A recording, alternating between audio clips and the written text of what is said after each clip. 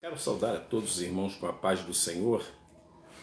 Eu gostaria de ler com os irmãos um texto bíblico da Palavra de Deus na segunda epístola aos Tessalonicenses, segunda de Tessalonicenses, o capítulo de número 2. Eu vou ler um pouquinho de texto com os irmãos para nós meditarmos na Palavra de Deus. Irmãos, no que diz respeito à vinda de nosso Senhor Jesus Cristo e à nossa reunião com Ele, nós vos exortamos a que não vos movais facilmente da vossa mente, nem vos perturbeis, quer por espírito, quer por palavra, quer por epístolas, como se procedesse de nós, supondo tenha chegado o dia do Senhor.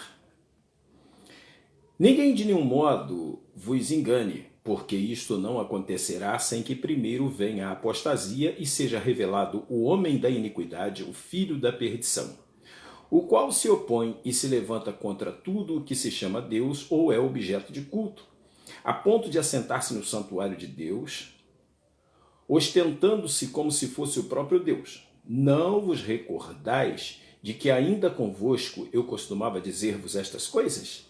E agora sabeis o que o detém, para que ele seja revelado somente em ocasião própria. Eu gostaria de ler o versículo de número 16 e 17, que diz assim: Ora, nosso Senhor Jesus Cristo mesmo e Deus o nosso Pai, que nos amou e nos deu eterna consolação e boa esperança pela graça, console o vosso coração e vos confirmem em toda boa obra e boa palavra.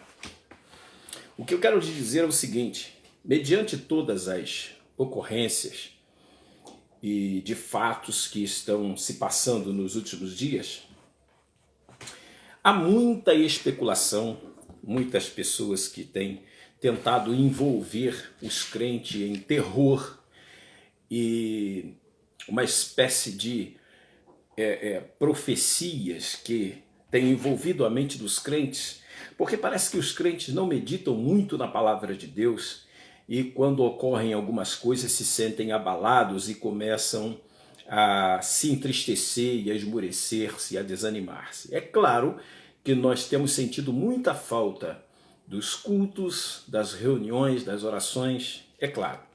Mas o que eu quero dizer aqui é o seguinte: o apóstolo Paulo, na segunda epístola aos Tessalonicenses, recomenda aos irmãos a respeito da vinda do Senhor Jesus e a nossa reunião com Ele. Ele diz: nós vos exortamos a que não vos demovais da vossa mente com facilidade, nem vos perturbeis, quer por espírito, quer por palavra, quer por epístola, como se nós estivéssemos enviado. Primeiro eu quero dizer uma coisa, para nós não tomarmos muito tempo. Há crentes que têm ficado preocupados com o que tem ocorrido e têm se atemorizado.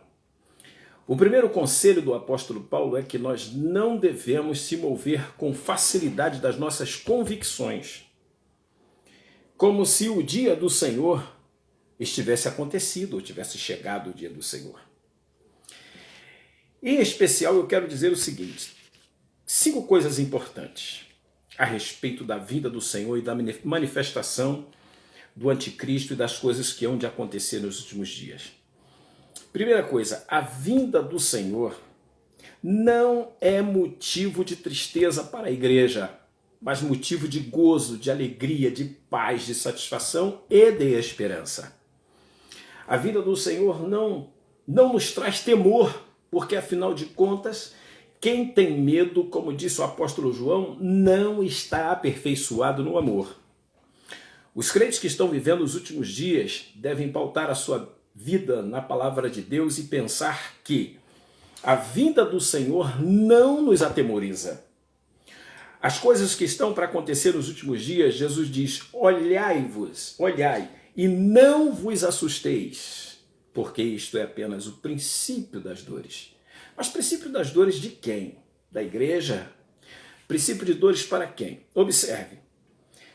Em primeiro, a vinda do Senhor é motivo de gozo para a igreja, porque vai acontecer o casamento da noiva com o noivo, então é um dia de expectativa muito grande.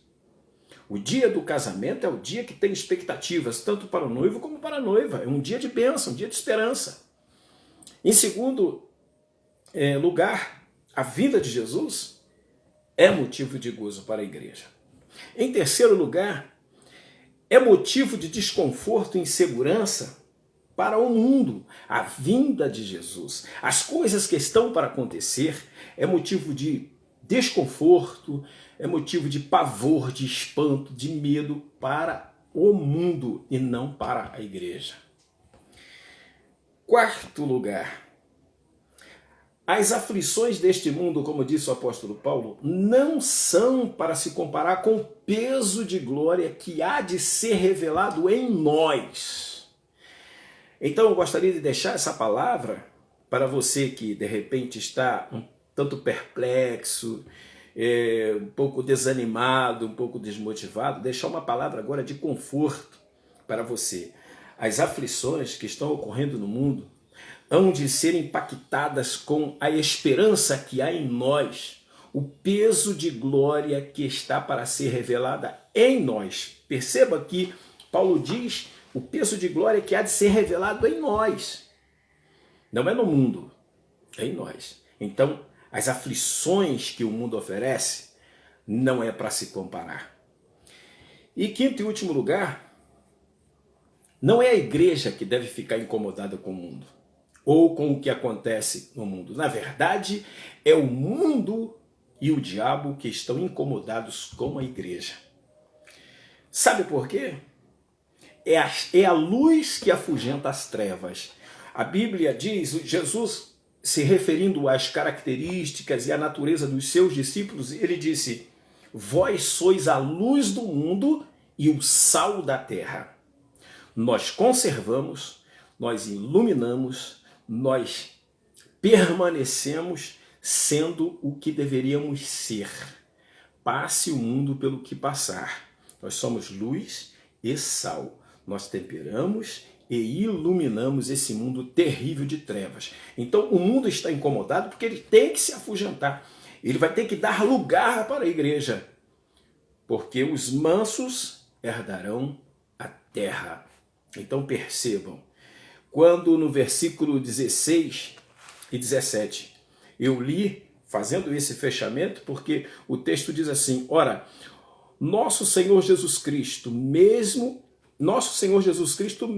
e Deus, o nosso Pai, que nos amou e nos deu eterna consolação e boa esperança, eterna consolação ele nos deu e boa esperança, pela graça consolem o vosso coração e vos confirmem em toda boa obra e boa palavra.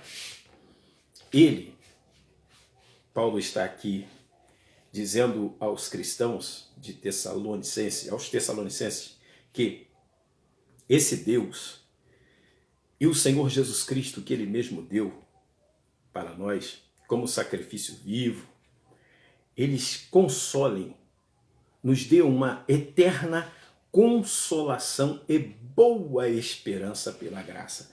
Nós temos eterna consolação e boa esperança. O mundo não tem, o mundo não conhece. Por isso que o mundo se incomoda, por isso que o mundo está terrivelmente aterrorizado com a igreja. Porque está chegando a hora. Como diz o texto no Apocalipse, eis que o diabo desceu até vós com grande ira, sabendo que pouco tempo lhe resta. Nós temos certeza que há pouco tempo para esse mundo resolver o problema deles, o que não vão conseguir. Há pouco tempo para o mundo se preparar para receber o juízo de Deus.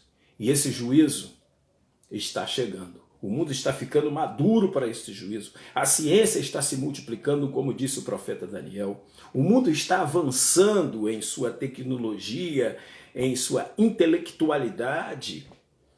Porém, assim como a imagem do sonho do rei Nabucodonosor, revelado a Daniel, o sonho que significava os valores a partir da cabeça até os pés dos impérios e dos domínios mundiais estão cada vez mais se definhando, do ouro até chegar ao barro.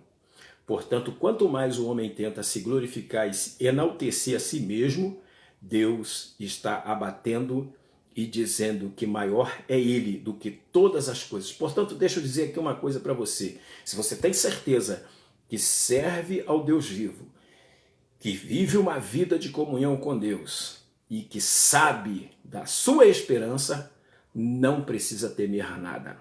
Não precisa se preocupar como se o dia do Senhor tivesse chegado, porque esse dia virá, mas é de espanto, de terror, de tremor, de angústia, de tristeza para os que perecem, para aqueles que não receberam o amor de Deus para serem salvos. Mas para a igreja é dia de glória, de alegria, de esperança, de vigor, de gozo, de paz. Então você deve glorificar a Cristo, porque o dia está se aproximando. A sua expectativa deve ser de vitória, de bênção, de alegria, de paz, porque as únicas pessoas que têm essa esperança são aqueles que creem em Jesus como seu único e suficiente Salvador. Portanto, eu deixo aqui essa palavra de consolo. Não temas, o Senhor é conosco. Nos dias em que estamos atravessando, em que o mundo só entra em conflito por causa de problemas simples que podem ser resolvidos, mas não são resolvidos por causa do orgulho, por causa do partidarismo, por causa das divisões, das separações, que eles se confundem entre si. Mas a igreja tem a solução.